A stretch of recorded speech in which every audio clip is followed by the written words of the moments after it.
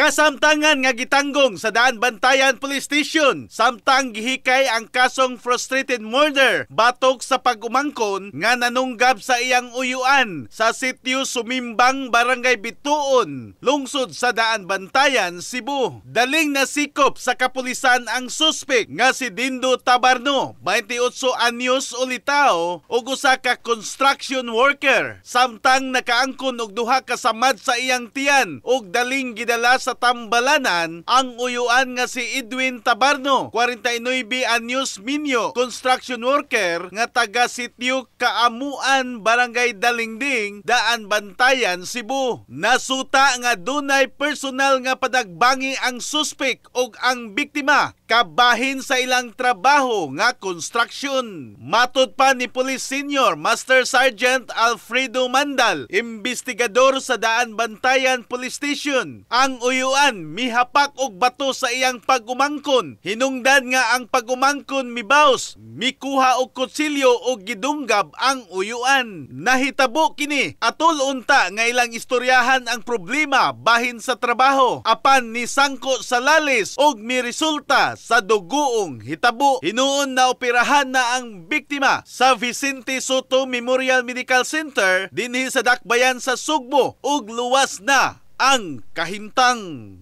In the heart of changing lives, ako si Brigada Alan Tangkawan sa 90.7 Brigada News FM Cebu, the Music and News Authority.